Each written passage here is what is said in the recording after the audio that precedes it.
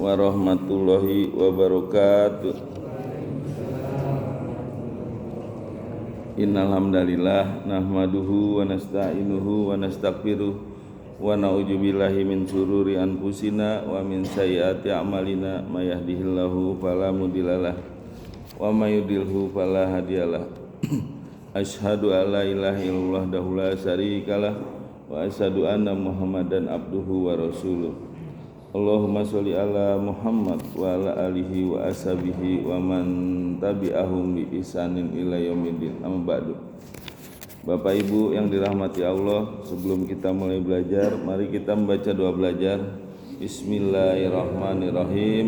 Raditu billahi robba wa bil islami dina wa bi Muhammadin nabiyya wa rasula. Rabbi zidni ilman wa zukni fahman. Amin. Sadaqallahul azim.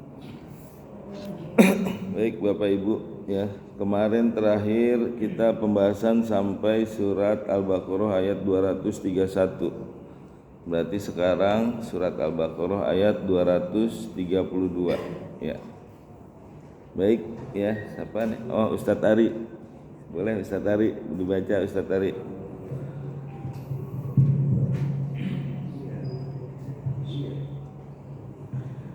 أعوذ بالله من الشيطان الرجيم.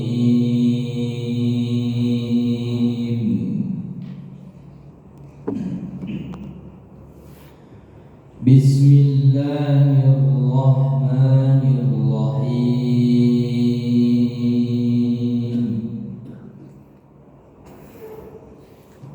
وإذا طلقتم النساء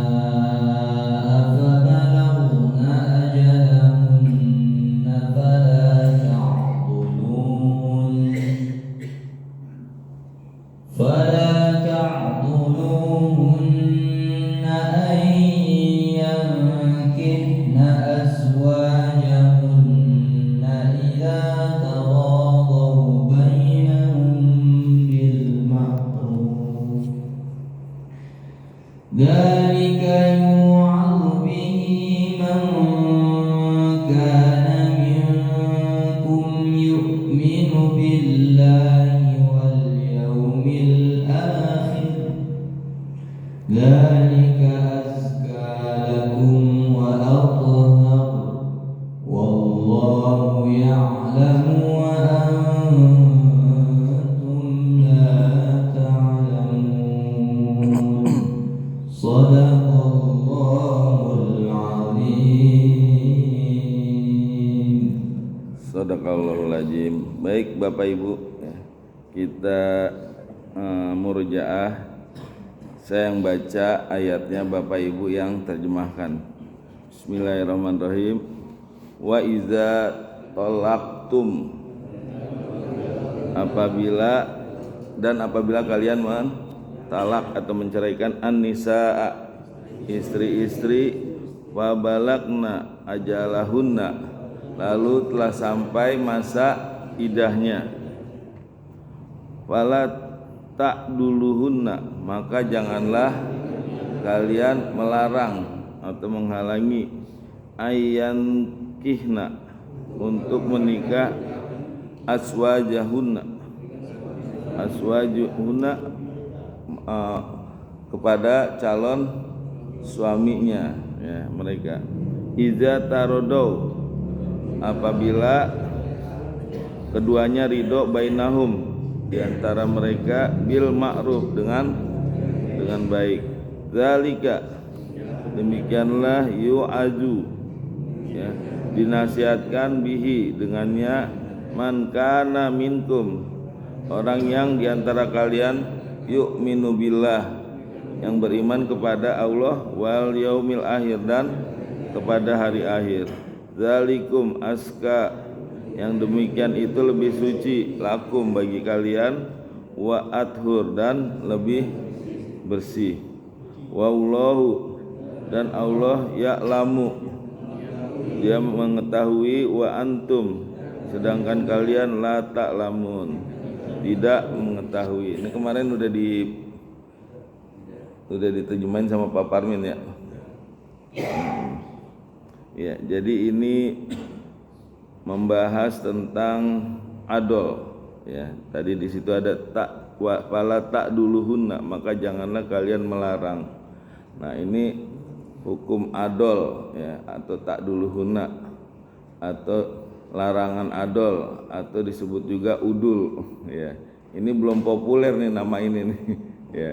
Jadi udul atau adol ya, itu adalah seorang wali yang melarang anaknya ya untuk menikah ya, baik dengan mantan suaminya atau dengan suami yang lain gitu, calon suami yang lain. Atau bisa juga seorang suami yang melarang istrinya yang sudah ditalak, talak 1, talak 2 ya, lalu dia nggak dinikahin, tapi juga dilarang untuk menikah lagi. Nah, itu namanya adol, larangan adol, larangan untuk melarang nikah. Nah, itu nggak boleh ya. Nah, ini asbabun nuzulnya, sebab-sebab turunnya ayat ini itu ketika ada seorang sahabat yang bernama Makil bin Yasar. Makil bin Yasar ini punya saudara perempuan ya. Nah, saudara perempuannya ini menikah dengan seorang laki-laki. Nah ya, waktu itu yang menikahkan Makil bin Yasar. Jadi saudara perempuannya menikah, yang menjadi walinya Makil bin Yasar. Nah, setelah beberapa lama dalam pernikahannya, suaminya menceraikan saudara perempuannya Makil bin Yasar, mentalak sampai talak 2, sampai masa idahnya habis. Lalu si calon suaminya ini ya, suaminya ini dia mau kembali lagi kepada saudara perempuannya Makil untuk rujuk atau mau kembali ya. Nah, Makil bin Yasar nggak mau menerimanya karena merasa udah disakiti saudaranya, dan itu udah menghilangkan kehormatannya ya. Namanya saudara, begitu diceraikan itu merasa kehormatannya direndahkan. Maka dia menolak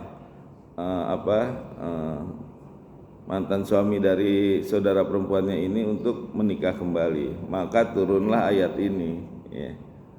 Ayat ini adalah larangan untuk melarang adol, melarang menikah ya. Itu asal usulnya.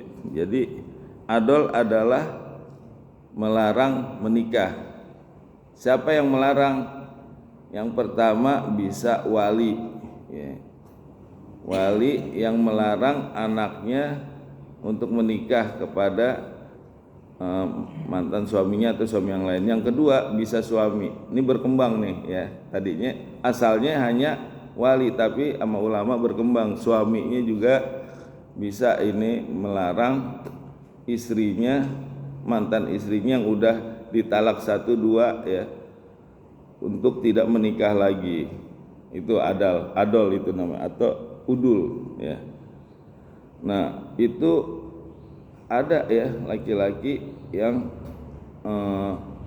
melarang istrinya yang udah ditalak untuk tidak diizinkan menikah lagi karena dianggap akan mengganggu kehormatannya, merusak kehormatannya ya. Nah, ini zaman jahiliyah dulu ya. Itu biasanya para sultan, orang kaya ya, ketika dia menceraikan istrinya, nah dia nggak mau merujuk lagi, tapi dia juga tidak mengizinkan istrinya untuk menikah lagi sama orang lain gitu, karena merasa kalau mantan istrinya nikah lagi sama yang lain, dia nanti kehormatannya turun, derajatnya rendah. Ibaratnya kayak misalnya seorang pangeran ya, kayak siapa misalnya Pangeran Charles dulu ya sama Lady Di gitu. Nah terus kan cerai tuh. Nah Lady Di mau kawin lagi sama orang lain dihalangin karena derajatnya turun dong. Masuk kawin sama orang biasa, seorang pangeran mantannya kawin sama orang biasa. Nah, mungkin buat orang yang mengawini bekas istri pangeran itu terangkat derajatnya, tapi buat pangerannya turun derajatnya, ya seperti itu. Nah, Islam turun mengatur ayat ini. Jadi dilarang untuk melarang, ya dilarang untuk melarang menikah, ya itu gak boleh melarang anaknya untuk menikah dengan mantan suaminya atau dengan laki-laki lain. Begitu juga suaminya dilarang untuk melarang mantan istrinya untuk menikah dengan laki-laki yang lain kalau dia udah ditalak, karena dinikah juga enggak, diizinin nikah enggak, ya jadi kasihan status perempuan, janda bukan, enggak dinikahin sama suami, dia sebagai istri juga bukan gitu ya. Nah, jadi ini namanya digantung. Maka Islam mengatur tidak boleh adul, ya tidak boleh adul, artinya dilarang melarang anaknya menikah lagi atau mantan istrinya menikah lagi. Jelas jadinya gitu ya.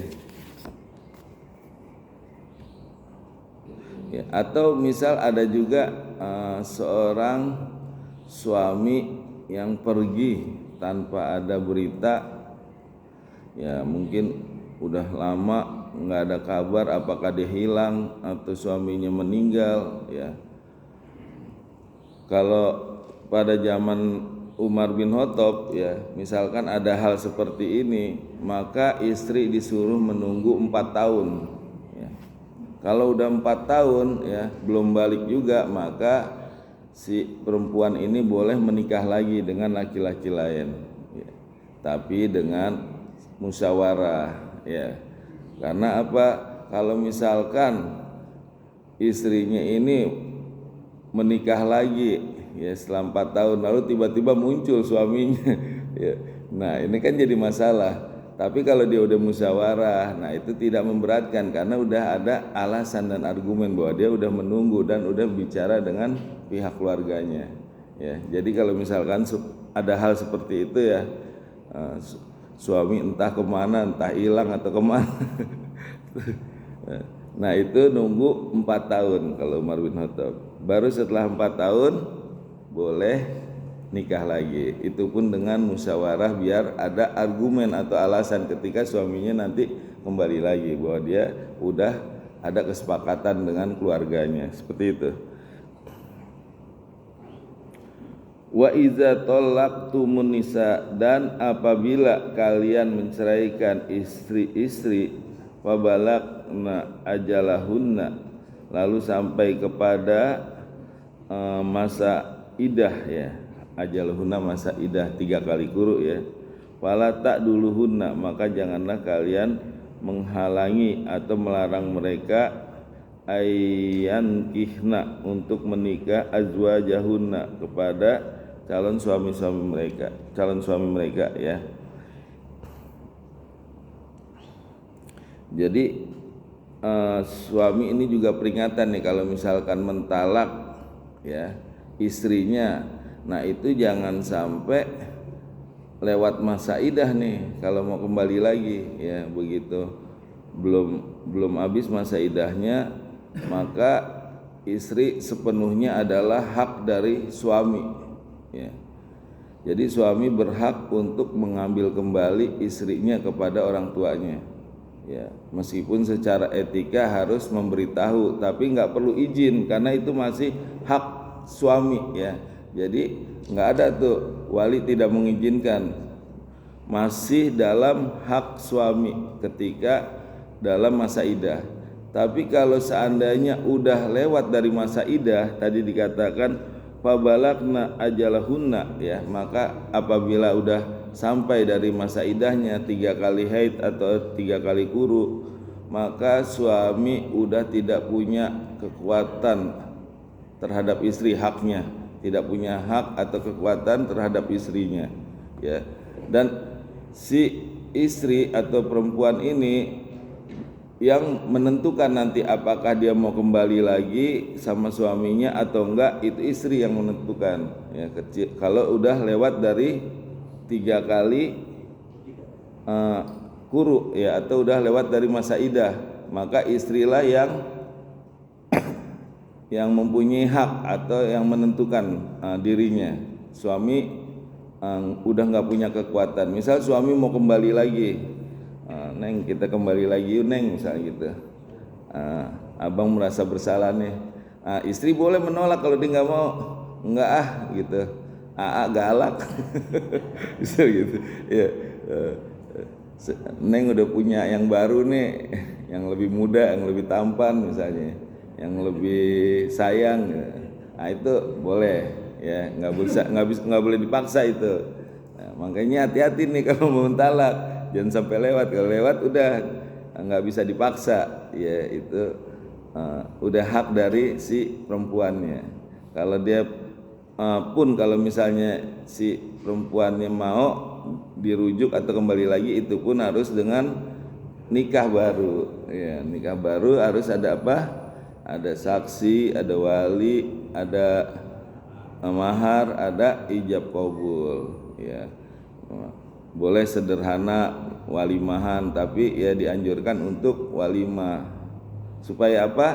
Supaya enggak ada fitnah ya. Nanti takutnya itu kok si itu ada di rumah laki-laki itu, yang perempuan itu gitu. Kalau udah ada walimah kan orang nggak ada curiga, nggak ada fitnah ya. Nah itu seperti itu. Nah walimah ini hukumnya sunnah, nggak diwajibkan ya, nggak masuk rukun nikah ya.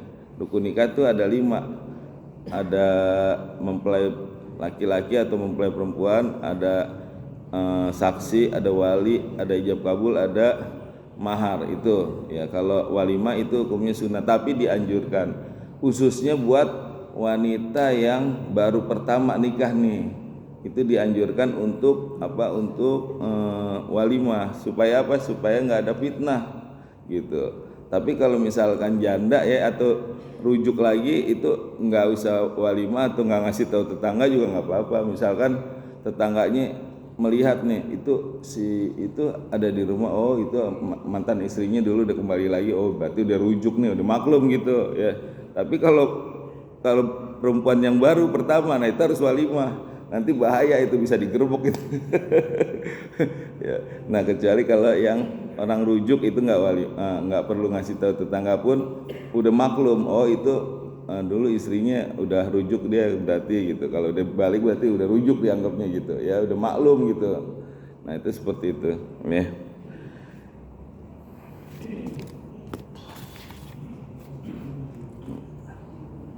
Ya, nah itu kalau misalkan udah lewat dari masa idahnya, maka tidak boleh lagi laki-laki memaksa ya.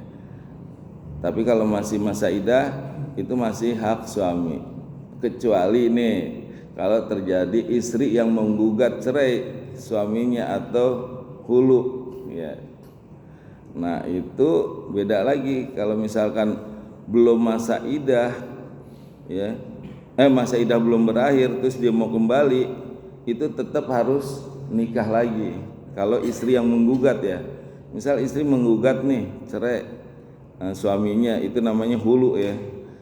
Nah, terus istri mau kembali lagi kepada suaminya sebelum masa idah berakhir, maka itu harus nikah baru lagi ya. Beda kalau suami yang mentalak, suami masih punya hak selama masa idah. Tapi kalau istri yang menghulu atau yang menggugat cerai, maka istri nggak bisa itu kembali begitu aja, harus nikah baru gitu, nikah lagi gitu ya. Dan syarat untuk menggugat cerai itu juga harus ada syarat. Yang pertama, misalnya suami berbuat kekerasan atau temperamen ya, atau suami nggak pernah memberikan nafkah, nah itu boleh itu ya. Atau suami sering berbuat dosa ya, takut dia nular ya. Misalnya dia sering mabuk lah, minum apa, diperingatin nggak mau, nggak pernah sholat atau berbuat kemaksiatan, nah itu boleh juga ya, bisa buat alasan nanti di pengadilan. Dia suka berbuat kekerasan, nggak pernah ngasih nafkah, juga sering berbuat dosa, nah itu boleh hulu istri ya. Dan menurut penelitian nih, ini kan ada guru-guru gak di sini, guru ada gak guru sini? Itu orang yang, oh iya beda ini. Kalau dosen ada sertifikasi gak dosen? Ada ya. Nah itu sertifikasi katanya menurut penelitian nih, itu bisa memicu seorang perempuan untuk hidup mandiri, menjanda. Jadi ketika ada sertifikasi ya, itu perempuan lebih berani untuk hidup sendiri ya. Alasannya dia udah punya gaji, terus ada sertifikasi ya. Nah, ya artinya dia udah bisa mandiri. Yang kedua, dia kerja, suaminya nganggur ya, begitu pulang capek-capek kerja, rumah berantakan, nggak ada makanan, kesal juga, udah daripada ngebiayain suami yang nggak benar, mending sendiri aja dah gitu. Nah itu sertifikasi itu juga menyebabkan orang berani, seorang perempuan berani gitu. Nah itu sisi negatif. Sisi positifnya banyak yang pasti ya, ada tambahan. Nah, tapi beda kalau perempuan yang nggak punya penghasilan, ketika dia mau menggugat cerai suaminya mikir 10 kali deh. Ya, beda loh. Makanya suami nih sebagai suami harus memberi nafkah kepada istrinya ya. Karena istri juga sekarang kalau dia punya penghasilan besar, dia berani untuk hidup menjanda gitu. Tapi kalau dia nggak punya penghasilan, dia mikir 10 kali. Nanti dia mikir bagaimana makan saya nanti, bagaimana nanti tempat tinggal saya gitu kalau dia cerai. Nah itu mikir deh. Tapi kalau dia punya penghasilan, dia lebih berani. Nah, itu menurut survei penelitian ya. Ya. Ya, jadi Rasulullah ya ini bersabda, kenapa wali dilarang untuk melarang anaknya untuk rujuk atau menikah lagi kepada mantan suaminya, atau kenapa suami dilarang melarang mantan istrinya untuk menikah lagi. Jadi Rasulullah mengatakan karena seorang janda itu mempunyai hak untuk menentukan nasibnya sendiri ketimbang walinya ya.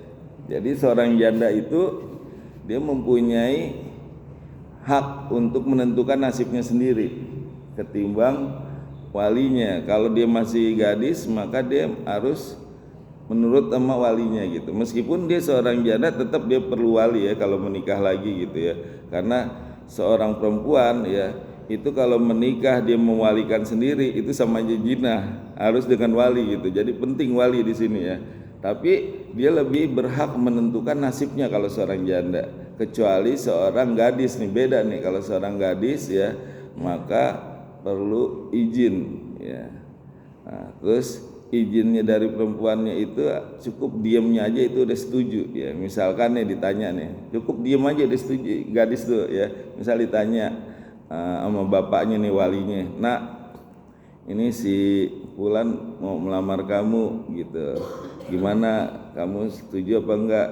Kalau dia diam aja berarti setuju deh tuh ya. Nah diamnya dia perempuan itu setuju kalau gadis. Tapi kalau janda harus benar-benar nih ya menyatakan, harus dipastikan ya. Nah, karena dia yang berhak menentukan nasibnya dan dia yang lebih tahu ya apakah dia bagus apa enggak. Kalau misalkan dia nggak setuju, nggak bisa nggak dipaksa, atau dia mau terus dilarang juga nggak boleh ya. Misalkan dia mau kembali lagi sama mantan suaminya, terus walinya ngelarang nih, janganlah, dia udah nyakitin kamu gitu, udah menurunkan kehormatan bapak nih, udah nggak usah kembali. Nah itu nggak boleh bapaknya. Jadi anaknya lebih berhak ya, seorang janda yang udah diceraikan ya, maka dia lebih berhak menentukan nasibnya karena dia lebih tahu mana yang baik mana yang buruk buat dirinya ya. Jadi walinya nggak boleh melarang gitu. Kata Rasulullah, seorang janda lebih berhak menentukan nasibnya dirinya sendiri dibanding walinya ya. Makanya kenapa seorang wali dilarang untuk melarang menikahkan anaknya kepada mantan suaminya. Begitu juga seorang suami dilarang melarang nikah mantan istrinya ya.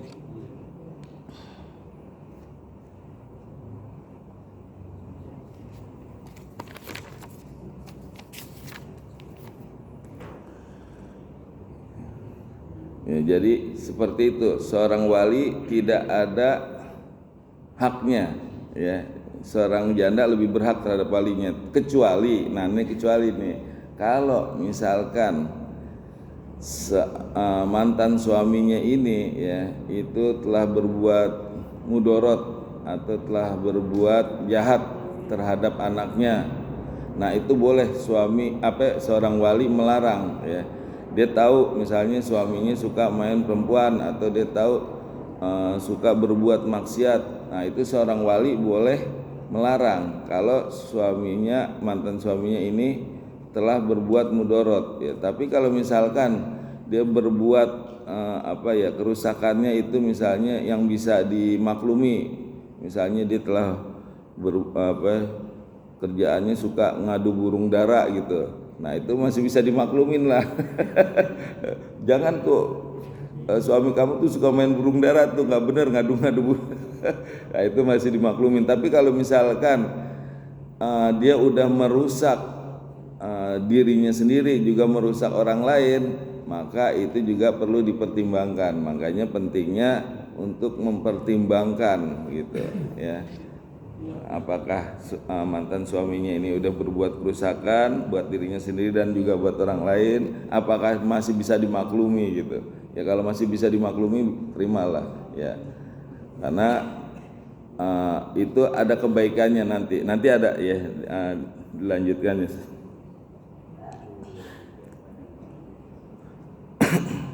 Jadi di sini adol adalah ya seorang wali melarang anak perempuannya untuk menikah lagi dengan dengan suaminya, mantan suaminya.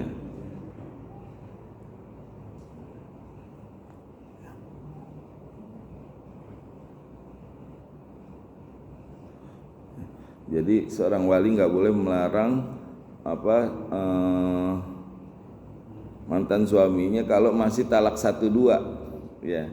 Tapi kalau dia talak 3, nah itu justru harus dilarang. Kalau mau nikah lagi itu hukumnya haram ya. Kalau masih talak 1-2 terus dia mau kembali, itu wali nggak boleh melarang. Tapi kalau dia talak 3 itu harus dilarang, itu hukumnya haram. Harus nikah dulu sama wanita lain. Dosa deh kalau seandainya mengizinkan udah talak 3 untuk balik lagi ya. Kalau masih talak 1-2 ya itu sebaiknya nggak boleh dilarang. Dan seorang wali ya itu harus menurunkan egoisnya atau emosinya ya, karena dia merasa hatinya udah disakitin sama mantunya, anaknya yang kesayangannya lah. Biasanya kan kalau bapak sama anak perempuan sayang banget ya, terus tiba-tiba anak perempuannya disakitin, ditalak, kan kesel gitu ya, sakit hati kan. Kalau anak perempuan disakitin ya sama suaminya, itu biasanya bapaknya yang lebih sakit lagi karena itu kesayangan dari bapaknya gitu, anak perempuan. Nah dia merasa sakit hati dan merasa dia nggak dihormatin gitu, nggak mandang bapaknya. Nah itu harus diturunkan itu egois atau emosinya seperti itu ya. Karena apa? Karena ini dilarang oleh Allah ya, untuk adol, untuk melarang menikah ya. Sampai tahu dengan dia bisa menahan emosinya ya, terus dia kembali lagi, suaminya jadi bertobat dan lebih baik lagi. Dengan masa idah itu ternyata menjadikan dia evaluasi ya, dia menghisap, akhirnya menjadi lebih baik ya. Nah seperti itu.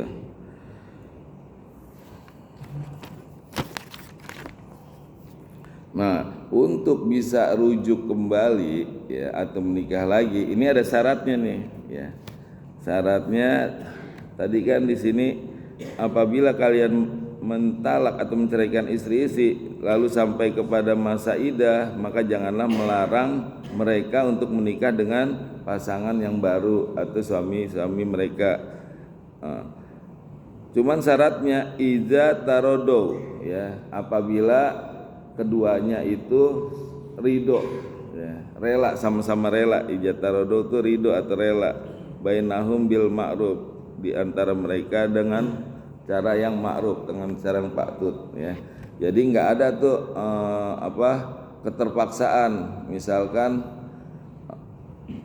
suaminya pengen nikah lagi dengan mantan istrinya terpaksa karena walinya menyuruh, udahlah nak nggak apa-apa nikah lagi, dia juga kan pekerjaannya udah mapan, udah enak, kamu hidup nggak akan ngeblangsak, nggak akan susah. Tapi si anaknya yang perempuan ini sebenarnya nggak mau gitu, karena mungkin dia suka berbuat kasar, menyakiti, cuman nggak mau ngomong aja sama bapaknya, cuman suaminya ini suka menyakiti gitu. Udahlah nak nggak apa-apa gitu. Nah itu nggak boleh dipaksa gitu ya. Syaratnya harus kedua-duanya ridho ya. Wa ijatarodo, kedua-duanya harus rela, kedua-duanya harus ridho. Kalau salah satu yang ridho, yang satunya terpaksa nggak boleh. Atau suaminya yang terpaksa, istrinya yang pengen kembali, misalnya istrinya karena dia masih cinta sama suaminya ya, dia mau kembali lagi, tapi suaminya sebenarnya udah nggak mau, dia cuma mengharapkan hartanya gitu misalkan, karena dia anak orang kaya, masih bisa dimanfaatin nih, masih ada sari-sarinya nih ntar kalau ditinggal ampas baru tinggal gitu. Nah itu juga nggak boleh. Jadi harus sama-sama tarodo, sama-sama rela, sama-sama ridho ya. Nah, baru itu dibolehkan.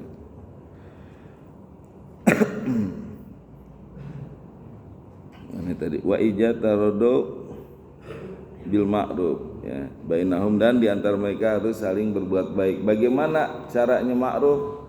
Ya, caranya ma'ruf dengan nikah lagi ya, itu cara yang ma'ruf, bukan terus langsung rujuk terus nikah kawin gitu, enggak, karena ini udah lewat masa iddah. Maka harus dengan bil ma'ruf, dengan dengan nikah baru, yaitu dengan wali, dengan saksi, dengan mahar, dengan ijab kabul. Nah itulah cara yang ma'ruf sesuai dengan ajaran agama, yaitu dengan pernikahan yang baru lagi. Zalika yu'aju bih, demikianlah dinasihatkan atau diwasiatkan man kana minkum, orang-orang di antara kalian yu'minu billah, yang beriman kepada Allah, wal yaumil akhir, dan hari akhir ya. Jadi ini Allah sampaikan hukum-hukum ini ya, kepada orang-orang yang beriman kepada Allah dan kepada hari akhir. Jadi kalau orang yang enggak beriman kepada Allah dan hari akhir, itulah yang menentang hukum-hukum Allah ya. Kayak tadi si Makil bin Yasar ya, itu dia melarang saudara perempuannya untuk menikah lagi dengan mantan suaminya ya. Begitu turun ayat ini, itu Makil langsung menerima dan mengajak mantan suami dari saudara perempuannya untuk menikah lagi ya, karena dia lebih takut dengan ayat-ayat Allah ya. Meskipun dia kesel ya, dia dulu nikahin baik-baik, tiba-tiba diceraiin ya, sekarang mau balik lagi gitu. Ibaratnya kalau kata pepatah, dulu samsu sekarang gentong, dulu nafsu sekarang sombong.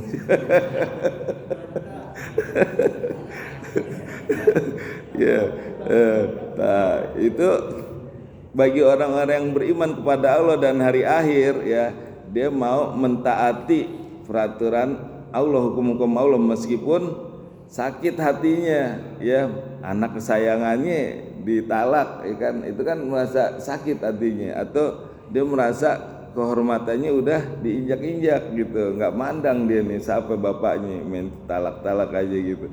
Nah tapi dengan hukum-hukum Allah, maka turunkanlah emosi egoisnya gitu ya, karena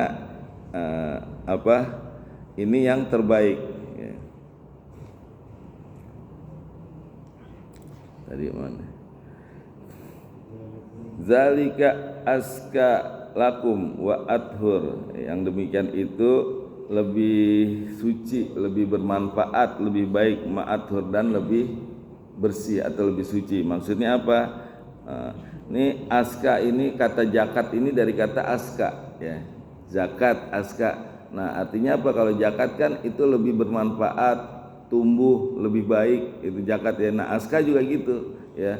Dengan rujuknya seorang perempuan dengan mantan suaminya itu, maka akan lebih baik lagi, lebih bermanfaat lagi, dan menjadi lebih suci lagi.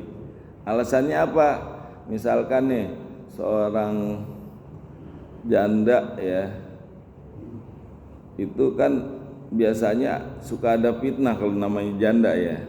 Nah, itu ketika dia rujuk lagi sama suaminya, maka laki-laki udah nggak berani lagi mengganggu si perempuan itu karena udah rujuk sama suaminya. Tapi kalau dia statusnya janda, nah itu laki-laki biasanya berani menggoda janda, karena janda biasanya suka lebih berani, ya. Nah, itu yang pertama. Yang kedua, untuk menghilangkan fitnah, ya. Biasanya kan kalau janda itu apalagi masih muda, cakep, ya. Nah, itu laki-laki seneng itu mendatangi. Nah, dengan rujuknya maka udah nggak ada lagi fitnah. Oh, si itu udah nikah tuh, udah kembali lagi sama suaminya gitu, udah jangan deketin lagi.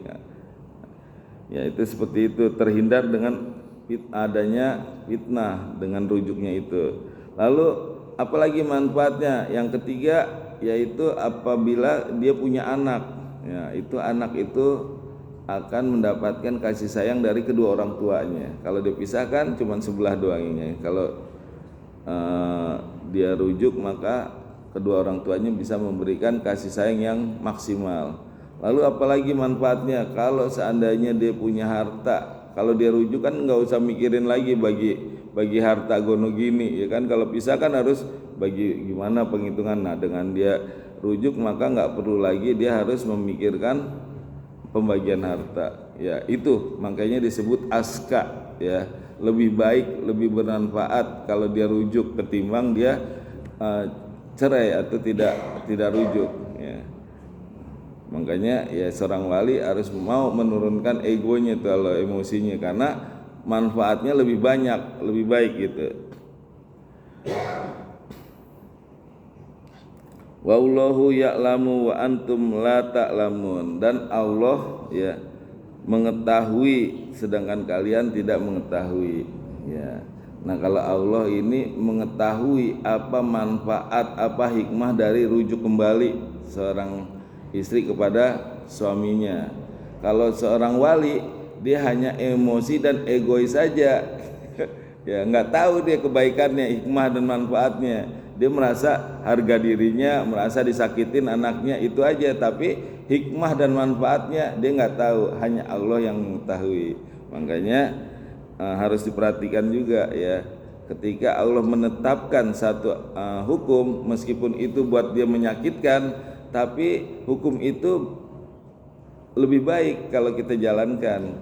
Dia nggak tahu gitu, tapi Allah mengetahui apa yang terbaik buat dirinya. Kalau dia mau meredakan egoinya atau emosinya, itu buat kebaikan semuanya, buat anaknya juga. Anaknya nanti akan lebih baik. Sampai tahu, ya, dengan dia menurunkan egonya, anaknya jadi bertobat dan bahkan jadi sayangnya berlipat.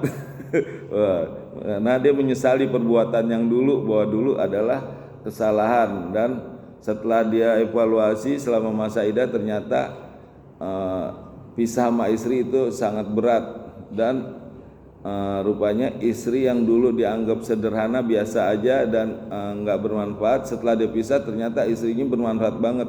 Nggak bisa deh kalau tanpa istri. Akhirnya dia menjadi lebih sayang lagi. Bisa seperti itu, ya. Ini waktu masih panjang, ya. Ya udah, kalau ada yang mau nanya boleh dah. Pakai mic. Pak Arif nomor 1 selalu.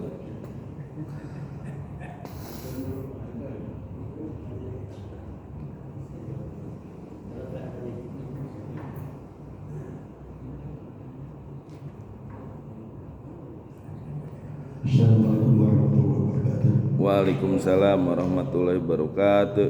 Saya mau tanya Pak Ustaz, bahwa seorang laki-laki itu kan boleh menikah lebih dari satu. Betul.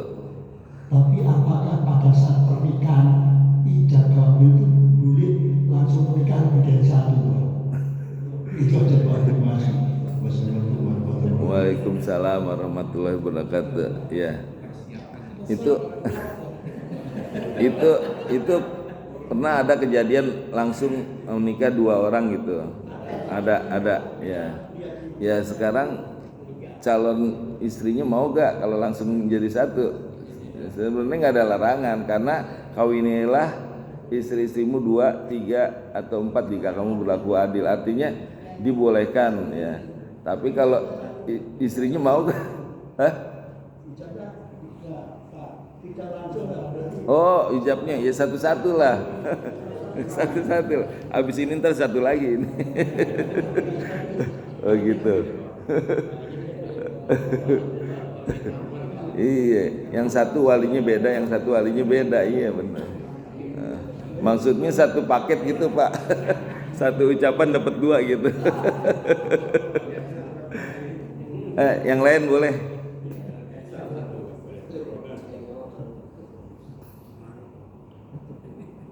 Ibu-ibu boleh kalau mau nanya.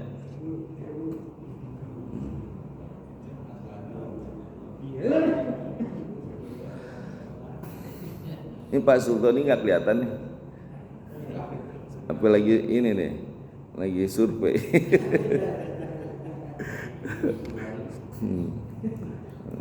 Biasanya keluar nih, tinggal 5 hari lagi gitu. Ya, tuh Ustadz Ari tuh mau nambahin tuh.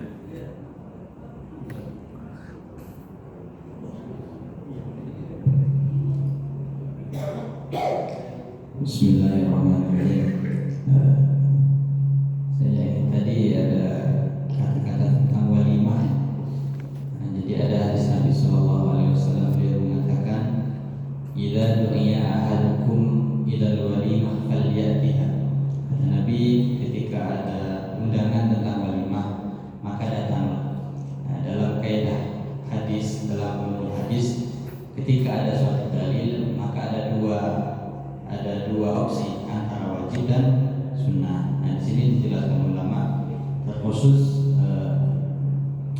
ulama Syafi'i mengatakan wal ijabatu li urs fardu ain wa li ghairihi sunnatul. Jadi ketika mendatangi pernikahan, tentu pernikahan yang pertama, tidak pernikahan yang kedua dan seterusnya. Pernikahan pertama itu wal ijabatu li urs fardun. Jadi hukumnya itu fardu. Fardu wajib, artinya wajib. Ketika tidak ada potensi akan keharaman di dalamnya. Nah, jadi asalnya mendatangi walimah itu adalah wajib. Ketika di dalamnya ada sesuatu yang mudarat, maka kewajibannya atau sunnahnya hilang.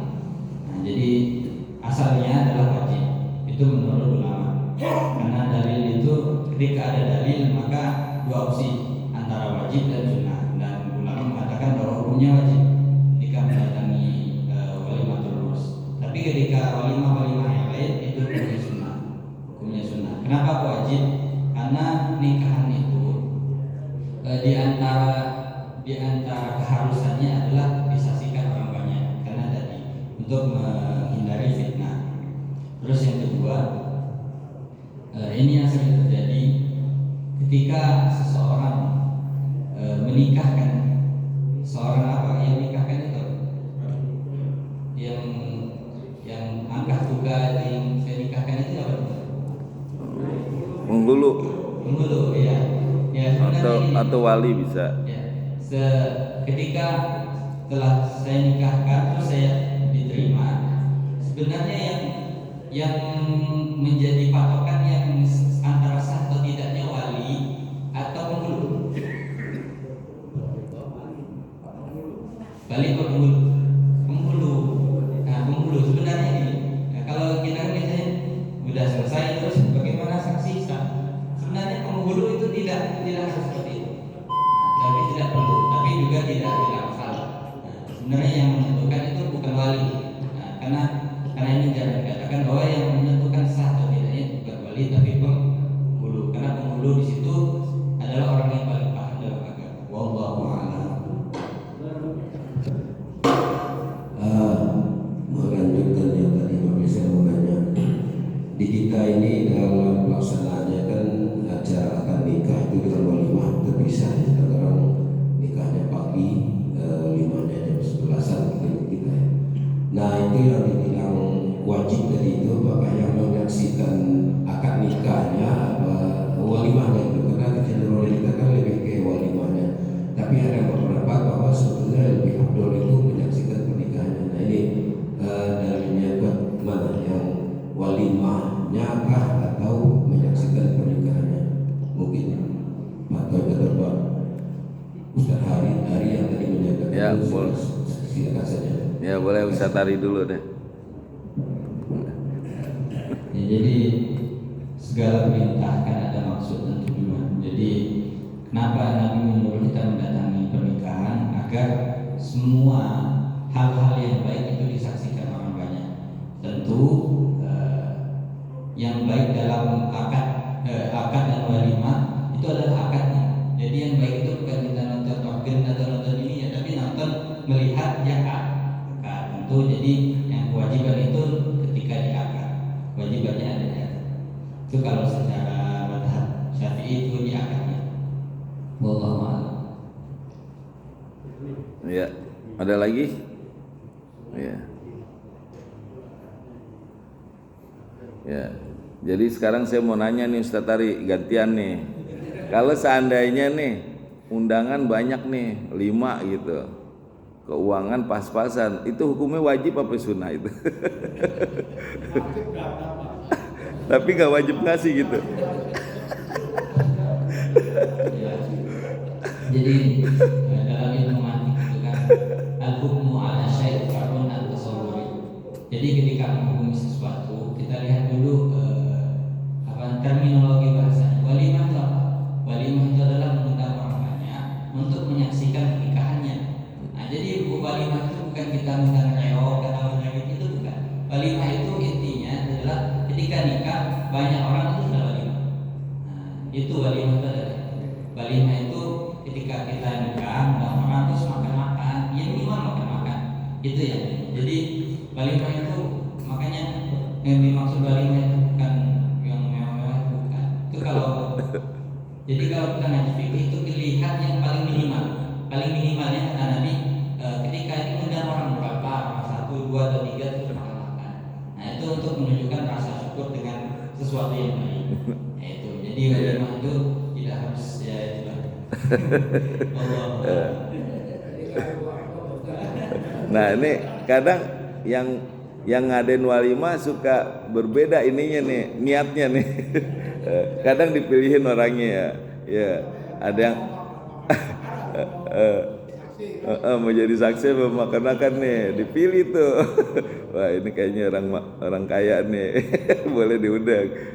Nah, itu seperti ada yang seperti itu ya, kadang niat berubah ya. Ya. Jadi kalau buat yang ngadakan walimah itu tidak masuk rukun ya, nah, di luar. Tapi kalau untuk yang perkawinan pertama itu sangat dianjurkan biar nanti tidak ada fitnah, kecuali kalau yang kedua gitu, seperti itu. Nah ini tadi Ustaz Ari buat yang diundang ya, hukumnya apa gitu ya. Ya kalau kita diundang ya wajib datang lah kalau sempat, kalau ada halangan yang lebih penting gitu, nah itu beda lagi, itu namanya uzur ya. Tapi kalau nggak ada uzur sebaiknya datang, itu dia udah menghormati kita kalau mengundang ya kan. Kalau saya kalau nggak diundang nggak mau datang saya. Nggak diundang sama itu enggak. Kita datang aja, nggak mau lah orang nggak diundang. Kecuali kalau orang sakit, orang meninggal itu nggak usah diundang, kita udah datang aja. Tapi kalau hajatan nggak diundang. Kalau yang nekat tuh nggak kenal juga kadang berani aja tuh pakai batik masuk salaman. Kalau suaminya mungkin ini teman istrinya bilang mungkin teman suaminya saling nah, itu nggak boleh juga, kalau nggak diundang datang itu terlalu itu.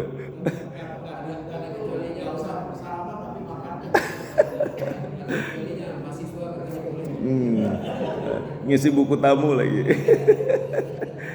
Pakai amplop no name. Ya, ya baik ya, sudah cukup waktunya ya. Ya kita hotmail Quran. Allahumma arhamna bil Quran waj'alhu lana imama wa nura wa huda wa rahmah. Allahumma jakirna minhu ma nasina wa alimna minhu ma jahilna warzuqna tilawatahu ana al-laili wa atraban nahar waj'alhu lana hujjatai ya rabbal alamin. Ya Allah, berikanlah kami ilmu agar bisa membaca dan menghafal Al-Quran dengan baik dan benar. Ya Allah, berikanlah kami ilmu agar bisa memahami Al-Quran dengan baik dan benar. Ya Allah, berikanlah kami ilmu agar bisa mengamalkan Al-Quran dengan baik dan benar. Rabbana taqabbal minna innaka antas samiul alim. Rabbana atina fid dunya hasanah wa fil akhirati hasanah wa qina adzabannar. Amin amin rabbal alamin. Subhanakallahumma bihamdika asyhadu an la ilaha illa anta astaghfiruka wa atubu ilaik. Assalamualaikum warahmatullahi wabarakatuh.